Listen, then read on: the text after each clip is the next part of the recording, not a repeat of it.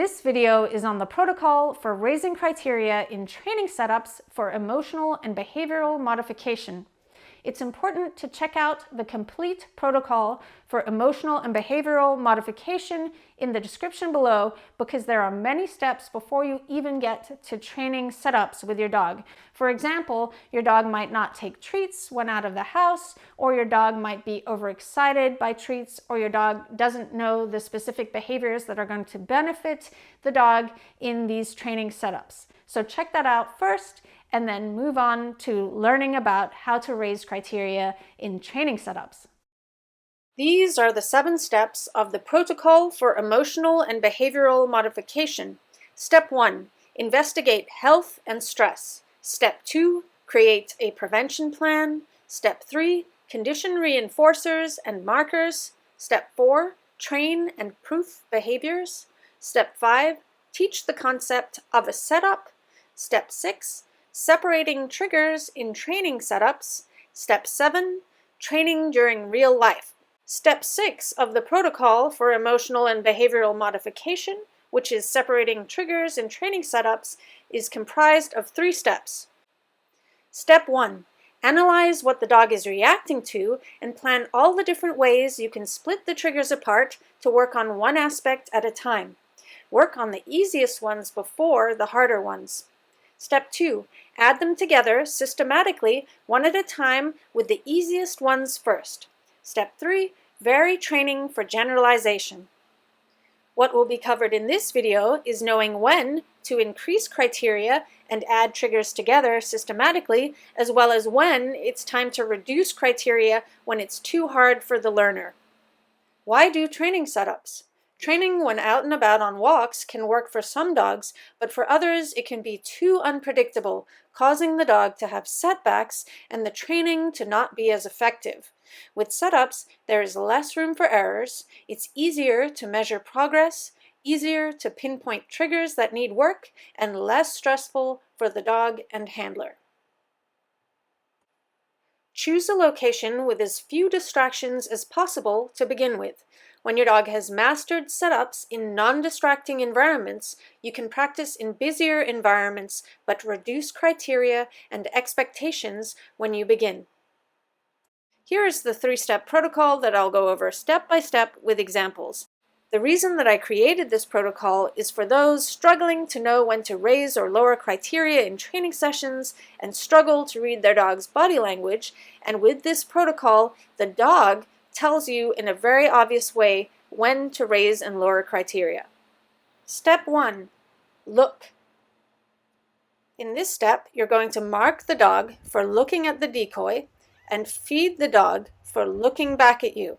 If this is the first time the dog's ever played this game, you're going to mark the millisecond that the dog looks at the decoy. You want to mark within 2 seconds of the dog seeing whatever it is, because if you wait too long, what can happen is the dog might get overexcited or react to whatever it is that they're looking at. After marking, you're going to feed the dog for looking back at you, either feeding the dog to the mouth or putting the treat down on the ground. You can also move further away from the decoy to put the food down on the ground.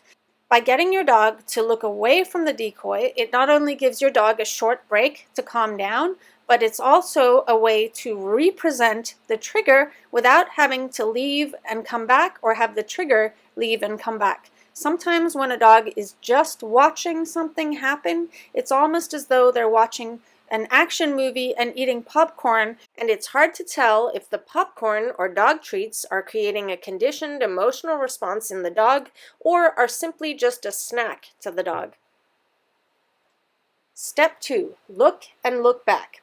After repeating step 1 multiple times where you mark the dog for looking at the decoy, now you're going to test the learning and see if the dog has made the connection between the trigger and the reinforcement. So wait no longer than 4 seconds and see if your dog will think to look back at you for the reinforcement.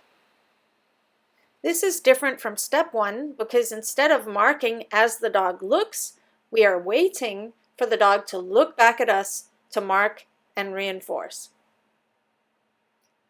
I suggest feeding the dog while they're still looking back at you so they can enjoy their reinforcement, and when they're done with the treat, the trigger is represented. Step 3. No need to look at all. Repeat step 1 and 2 with the same setup that's extremely predictable to the dog until the dog doesn't need to look at the trigger at all and ignores the trigger, offering the handler attention or other behaviors in order to gain reinforcement, such as heel work, or sitting or downing, or giving eye contact, or that the dog settles and ignores the trigger, or that the dog can explore the environment with the handler, say for example sniffing trees and walking on a loose leash to explore bushes and the smells in the grass. If you skip this step and you're not an expert at reading your dog's body language and behavior, it's hard to know if the dog is ready for the added criteria, and you might inadvertently teach your dog to have to look at whatever it is in the environment constantly instead of learn to ignore it like wind in the trees, where the dog doesn't need to get excited about it or worry about it. By getting to the point where the dog can ignore the trigger completely and doesn't have to keep looking over every few seconds, that tells you that your dog is ready to move on to the next step of adding criteria systematically. If the dog achieves step 3, add criteria systematically and return to step 1. If not, reduce criteria and return to step 1. What to do if things go wrong? Now, we should plan to have no errors in our training session, but errors happen. So if the criteria is raised too quickly, use a cue that has been previously trained with positive reinforcement to interrupt the dog, and then you can either end the session or reduce criteria. Avoid the intentional use of punishment with this method, as it can cause the dog to start to hide his warning signs, which makes it hard to read the dog in order to raise and lower criteria, and can inadvertently create a negative emotional response in association with the trigger. If at any point in the steps, the dog cannot look back after the marker, cannot look down for a treat, suddenly becomes fixated, or reacts to the trigger, use the previously trained cue, let's go, and move in the opposite direction until your dog is comfortable. Then lower criteria and begin at step 1. If the dog stops taking food or looks overly stressed, end the session and create a new plan. In this training setup, you can see the dog isn't looking back after the marker and continues to look at the decoy. This means the criteria is too hard for the dog. There are many ways to reduce criteria. One could be to do the exercise somewhere else, but the other could be to reduce variation in the man's movement. If the training continued, what could happen is that the dog could feel comfortable at times, but then be on edge again if the man did something unexpected. In this next setup, the decoy was told to repeat the same movements, and even though he's doing a quite fast squat movement, you can see by the dog's body language that the dog is way more relaxed and can easily look away from him when he's walking around, and when he squats, the dog can quickly look away from him for the reinforcement. Adding criteria. Begin with slow, predictable movement or stationary positions. Increase movement and unpredictability as the learner succeeds.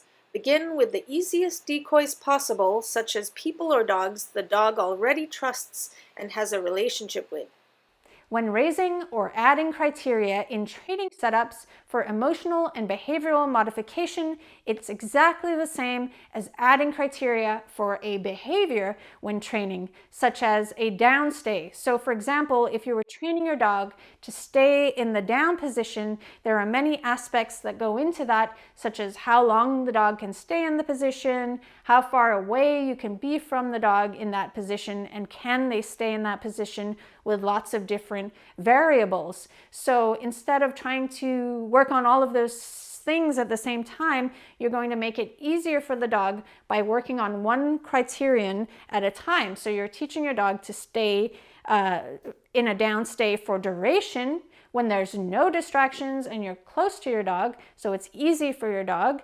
And then when you start working on distractions, you're not also going to see if your dog can stay in the down state as long as he can ever stay. So when adding criterions, you make sure to drastically reduce everything else. So if something gets harder, everything else gets easier. So if you're planning on walking away from your dog and working on your distance from the dog, you're not also going to have distractions. Then when you've worked on the different aspects, you add them all together systematically. So you're not going to add distance, distraction, and duration all at the same time. You might work on one and the other, and then work on an average ratio. So you're not constantly making things harder and harder for the dog by asking for 2 minutes, then 3 minutes, then 4 minutes, as like a circus comes to town and gets more and more rowdy. You might work on the distractions while the dog is in the down state get more intense, while the amount of time the dog stays in the down state varies, and then the distractions get less intense, and then the dog is also not getting as long duration in the downstay, so it doesn't just keep getting harder and harder for the dog.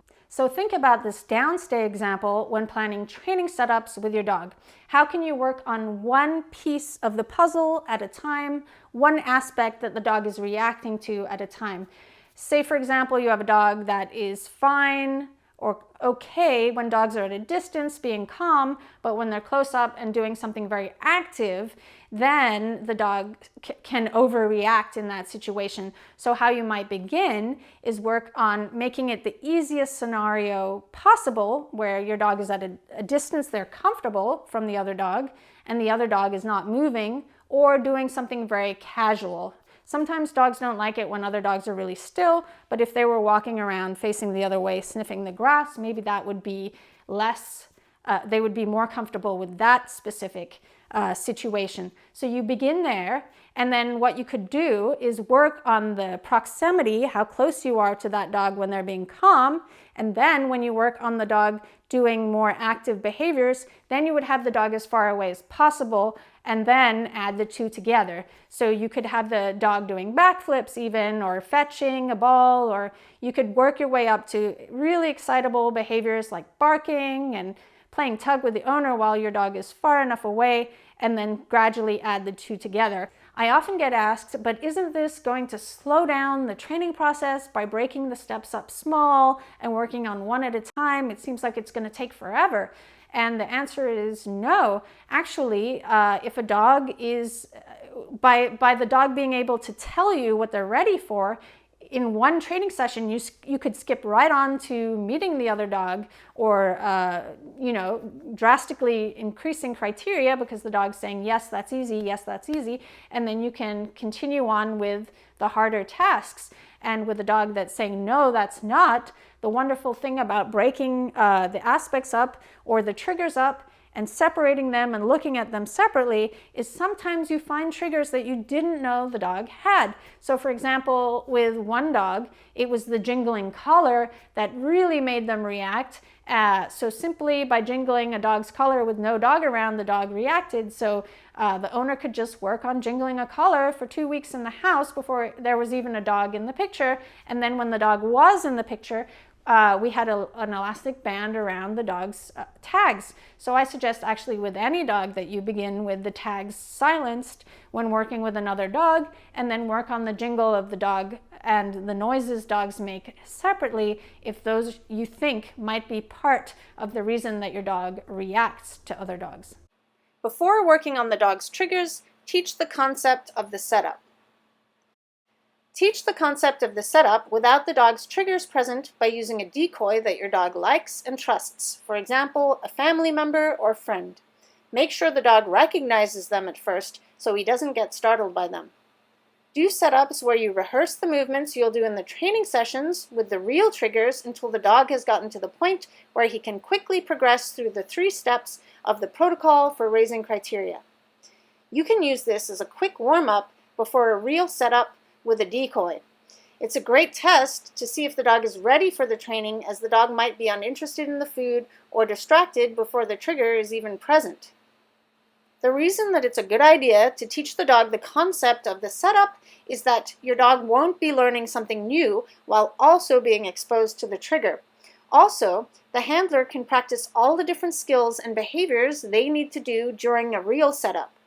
What I usually do is work with my client's dog, if he trusts me, and teach the dog the concept of the setup using the client as the decoy. Most dogs will want to look at their own owner and find it hard to look back at first, so the client can watch the learning process before there is a trigger present. You will find there are a lot of triggers that you can work on with your dog before you need to use a strange dog or person as a decoy. Most dogs will struggle with looking away from just their own owner running back and forth. The key to this training is creating predictability. So to begin with, I like to work with a very predictable movement, so a movement that repeats every few seconds, or limiting the movement to a specific area that's only about 10 feet wide. Going from step 3 to step 1 when something new is added. In this footage, you can see that Gummy Bear is on step 3, where she can easily ignore Splash laying down at a distance from her. However, because we've not worked on Splash getting up after laying down for a long period of time, the moment that Splash stands up is when the handler is going to mark Gummy Bear for looking over at Splash, and mark every time that Gummy Bear looks over at Splash now that she's walking back and forth, because we've never worked on Splash walking back and forth at this distance from Gummy Bear before. After marking Gummy Bear for looking over at Splash multiple times, Joanna is then going to wait and see if Gummy Bear will think to look back at her, and she does. Yep. If you have a dog that's had extensive training with offering behavior and the dog starts to look and look back at you as a behavior, I suggest waiting and seeing if you can get your dog to look at you with duration so you don't get that head movement of back and forth looking at you and looking at whatever it is in the environment. If this is hard for your dog, I suggest going back to working on a settle or duration eye contact when there's no trigger around first. Your dog might invent his own way of telling you he's ready for the next step. Here, Gummy Bear lifts up her chin as if to say this is easy. Other dogs might go into a sit position or a down or any sort of behavior you might have reinforced. Decoy dog tips. A big trigger for a lot of dogs is when another dog's face is pointing in their direction, so you can use your body to block the view of the decoy dog's face at first. If you're really worried that the decoy dog might look over, you can use heeling or luring with a treat on the dog's nose and use high-value treats and a high rate of reinforcement to prevent the decoy dog from looking over at the working dog. You can use one of your hands as a blocker, as I'm doing here, especially when the dogs are in close proximity, to block the view of the decoy dog's eyes from the working dog. You can also hold on to the harness and the collar when your hand is in that position, just in case the decoy dog decides to look over at the working dog, and that's going to create a setback for the working dog.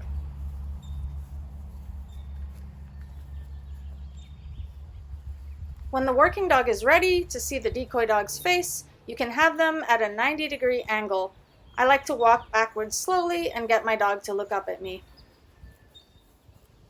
When the working dog is having success and you want to raise criteria and add movement of the working dog, I suggest having the decoy dog extremely still or doing extremely predictable behavior. Sit. Down. Sit. Twirl.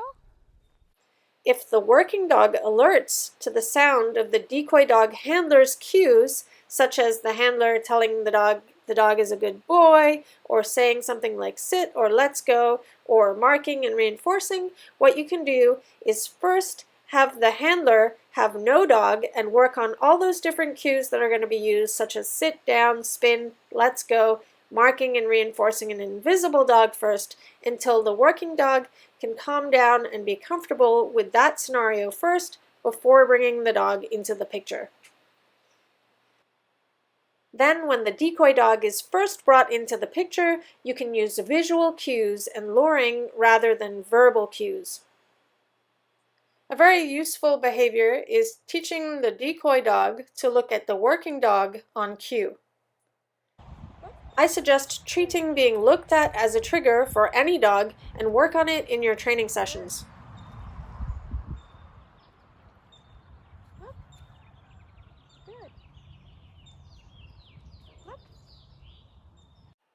In most situations, unexpected movement is easier for dogs to handle when it's further away from them than when it's close up. So work on the trigger of movement at a distance first. Here's an example of keeping notes of your training sessions. You can write down the date, time of day, location, the session duration, the triggers that were presented, times criteria had to be lowered and why, other possible contributing factors, and a category for notes. Creating a table like this of all your different training sessions can really help you plan the next training session. I suggest getting help from a professional dog trainer who doesn't use any sorts of physical or psychological intimidation to help you with this training, especially trainers who have access to lots of calm and friendly dogs to use as decoy dogs. Or if your dog has issues with human beings, you can use the trainer to gather decoy humans to help you with this training. This video was only on the protocol and not on safety, but you can see I'm using a fence, but you can also use muzzles with this exercise. Thank you so much for watching. I'm going to be making more public educational videos on the protocol, so stay tuned. If you'd like to support my work, don't forget to like, comment, and subscribe to my channel. You can also become a supporting member of channel Kikopup by clicking the join button. See you later.